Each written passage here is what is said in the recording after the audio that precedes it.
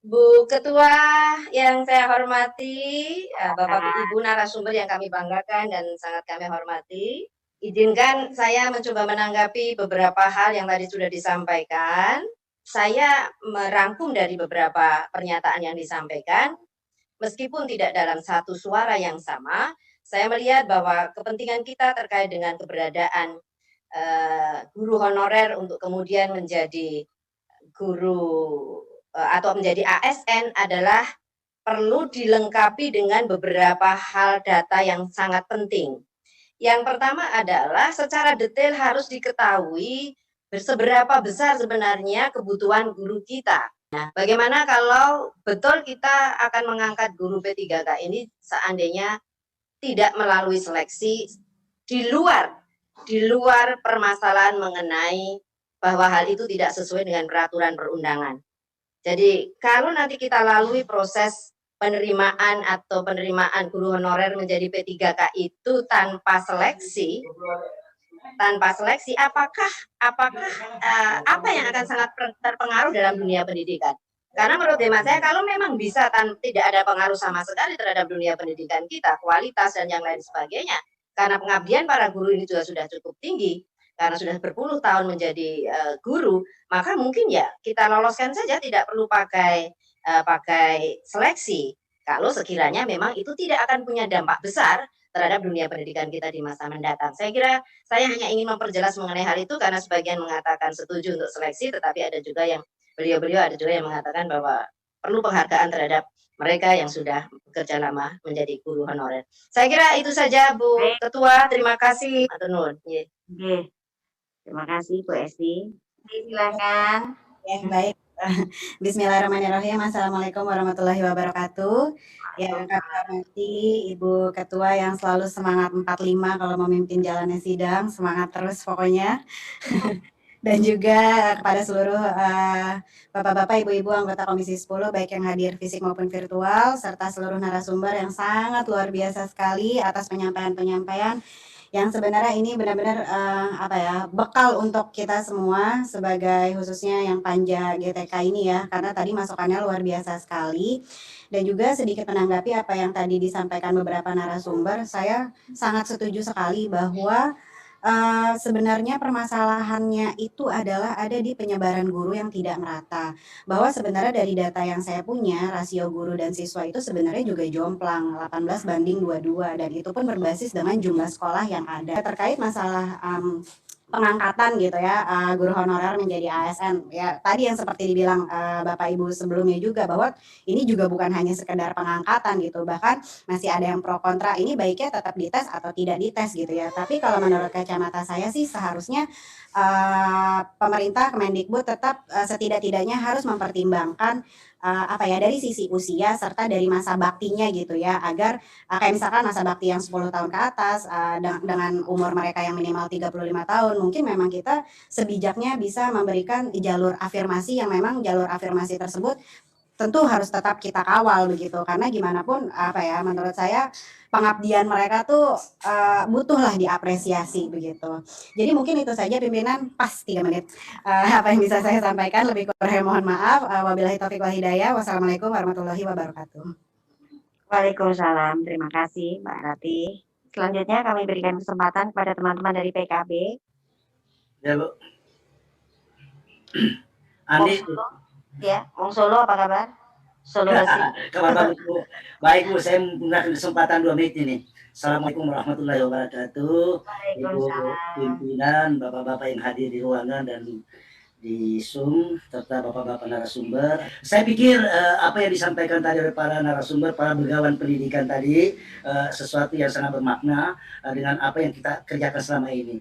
Kami ingin sampaikan bahwa ketika kami kemarin Kunspik di Sragen yang dipimpin oleh Ibu Wilujeng Agustin, ada pertanyaan kepada Pak Ibu Bupati, apa masalah Gunung Honorer di sini? Tidak ada masalah, cuma tinggal satu, status. Nah ini nih. Ini saya terkesan dengan Kunspik kemarin yang dipimpin oleh Bu Agustina. Jadi masalah di beberapa tempat itu bukan masalah lain-lain, tapi status. Karena guru honorer itu bukan pencari kerja, mereka sudah kerja. Nah ini. Nah, yang saya bisa ambil kesimpulan sedikit dari pembicaraan tadi dari para pakar, masukan tadi bahwa kita ini sesungguhnya berada dalam in between antara kompetensi dan penghargaan. Di antara dua itu kita sekarang berbicara. Dan hampir 1 tahun ini berombongan-berombongan datang ke sini ke Komisi 10 dari berbagai tempat kita didatangi, di ruangan kita didatangi tiap hari, kita dapil, kita terus bukan dironrong tapi diminta pertanggungjawaban apa yang dilakukan Komisi 10 untuk kami ini. Ternyata jawaban-jawaban itu masih sangat bervariasi, oleh karenanya saya melihat bahwa yang disampaikan tadi lebih kepada banyak hal, bahkan Ibu Lini sampai kepada kisi-kisi pendidikan. Yang lainnya mungkin juga termasuk tentang peta jalan pendidikan. Tapi kita kembali ke persoalan pokok sebetulnya, Bu, bagaimana upaya kita supaya adalah penghargaan khusus, aturan khusus bagaimana supaya mereka ini yang GTK 35 plus kaitannya dengan P3K itu nantinya kita bisa dapat terobosan. Karena panja ini kan memang salah satu tujuannya mencari terobosan itu untuk keluar. Kalau ujung-ujungnya nanti masih tetap seperti pembicaraan tentang guru honorer periode sebelumnya di komisi ini, tentu saja ini bagian dari tuntutan masyarakat. Saya melihat dari sisi politisnya, Bu. Dari sisi politisnya, kehadiran kita di dapil itu tiap reses itu yang ditanyakan ini saja. Ya kan apa ini yang dipertanyakan bukan traktor, bukan listrik, bukan tentang jalan, tapi khusus di Sulawesi Selatan itu bagaimana supaya kami ini nasibnya diangkat. Nah, diangkat ini menjadi persoalan. Ada yang mau dites, ada juga yang tidak mau tes. Nah, tolong kami di tempat ini kita semuanya bisa melihat bagaimana caranya supaya ada jalan keluar dalam masalah yang saya lihat ini muskilah dan ini tidak berlanjut. Bu Ketua, itu saja ingin saya sampaikan. Dari saya mohon maaf, saya cepat-cepat karena waktunya 3 menit, biasanya sampai saya 10 menit. Demikian, alhamdulillah. Allahumma fiq ila aqwamit thariq. Wassalamualaikum warahmatullahi wabarakatuh.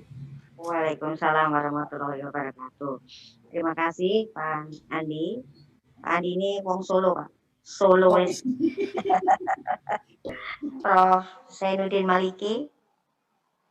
Silakan, Prof. Assalamualaikum warahmatullahi wabarakatuh. Yang saya hormati narasumber, pokok bahasan kita adalah mengenai pengangkatan guru honorer menjadi ASN. Nah, dalam melihat ini, tadi sudah banyak masukan, tetapi yang menguat menurut perasaan saya kok pandangan-pandangan yang bersifat positivistik, sehingga kemudian yang boleh diangkat adalah mereka yang memang memenuhi syarat setelah diseleksi, karena memang aturan-aturan positifnya, hukum positifnya itu harus melalui satu proses seleksi. Kalau kita menggunakan hukum positif begini, itu tidak akan menyelesaikan masalah.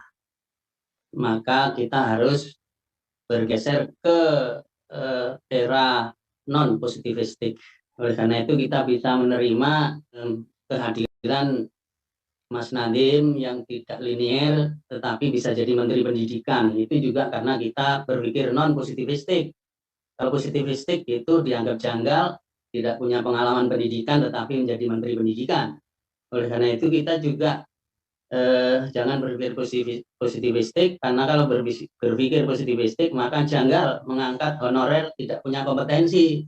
Nah, oleh karena itu kami minta tanggapan dari narasumber, ajakan saya, respon terhadap ajakan saya untuk berpikir non positivistik di dalam melihat guru honorer ini. Guru honorer yang sudah bekerja 15 tahun, 20 tahun dengan gaji cuma 100.000, 150.000, kita nggak relevan bertanya, dia itu pengen jadi PNS atau jadi guru, itu nggak relevan.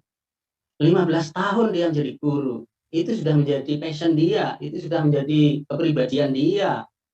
Nah, oleh karena itu menurut hemat saya harus ada langkah-langkah afirmatif. Kita harus temukan rumus afirmasinya seperti apa supaya mereka itu kita hargai, beri penghargaan, kemudian sehingga kesejahteraan mereka itu terjamin. Dan menurut pandangan mereka kesejahteraannya terjamin ketika menjadi PNS, bukan jadi P3K.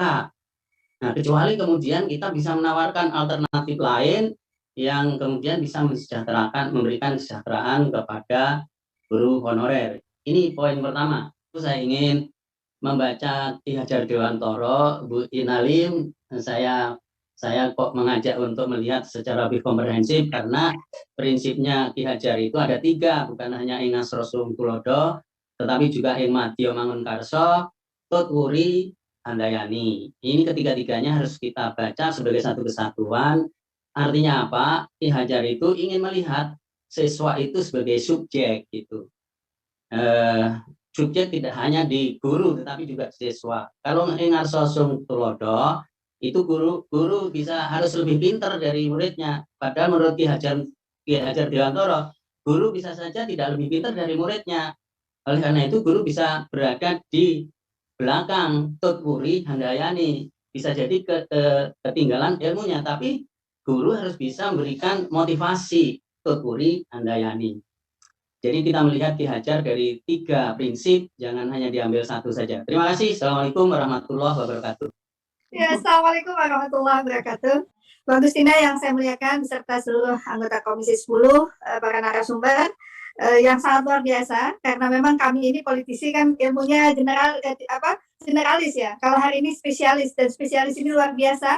Sebetulnya apa yang disampaikan oleh Ibu Inalim bahwasanya passion seseorang yang ingin menjadi guru, ada yang terselip bahwa tujuannya itu untuk menjadi PNS mata karena ingin berada di zona nyaman.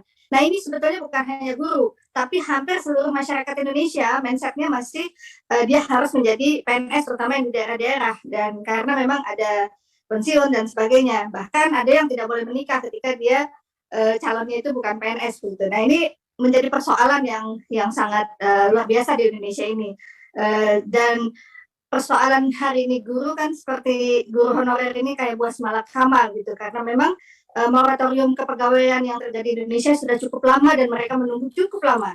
Dan ini memang saya sepakat harus ada perubahan mindset ya, yang akan bukan hanya untuk di zona nyaman, tapi guru juga harus menjadi yang ditiru dengan segala inovasi kreativitasnya agar menumbuhkan kreativitas para peserta didik kita itu juga. Dan dari paparan yang digambarkan bahwa kompetensi pemerataan guru yang berkualitas sebagai ujung tombak dari kemajuan pendidikan. Nah, apa yang disampaikan tadi oleh Bu Maesti, kemudian Prof, saya sepakat gitu ya, karena memang ketika kita turun langsung, kita melihat bagaimana keberadaan mereka yang sudah berpuluhan tahun, bertahun-tahun, mereka mengabdi. Bahkan ada yang tidak linier dengan ilmu pengetahuannya hanya menerima 30.000 dan sebagainya. Nah, bagaimana kita melihat hal ini gitu? Sebetulnya bagaimana kita menghadapi persoalan seperti ini? Sebetulnya mereka sudah harus dapat reward karena pengabdiannya udah cukup lama, harusnya memang langsung PNS, nggak usah tes gitu. Tapi uji kompetensi ini penting. Sementara uji kompetensi ini penting. Inilah yang saya sampaikan adalah buah malakama. Jadi satu sisi kita harus mengapresiasi apa yang telah mereka lakukan pengabdian yang sudah cukup lama ini, dan satu sisi kita juga butuh agar bagaimana pendidikan ke depan menjadi lebih baik. Sebetulnya dalam kondisi yang seperti ini harusnya kebijakan itu harus kita lebih pro pada guru-guru ini, dan apalagi yang sudah 35 plus. Nah, ini yang menjadi persoalan juga usia dan sebagainya. Jadi bukan, mereka pasti takut kalau dites nggak lulus gitu ya, karena kebutuhan hari ini kan mungkin berbeda dengan apa ilmu mereka. Apakah nanti ketika misalnya mereka langsung diangkat, tapi kemudian ada pelatihan dan sebagainya, apakah itu dari sisi ilmu, apakah itu akan memungkinkan mereka bisa mengupgrade ilmu yang mereka miliki apabila ada kebijakan-kebijakan khusus yang nantinya akan dilakukan oleh pemerintah. Mungkin itu Ibu Agustina dan semua narasumber. Terima kasih atas segala perhatian. Mohon maaf atas segala kekurangan. Assalamualaikum warahmatullahi wabarakatuh. Waalaikumsalam warahmatullahi wabarakatuh. Terima kasih Bu Iliza.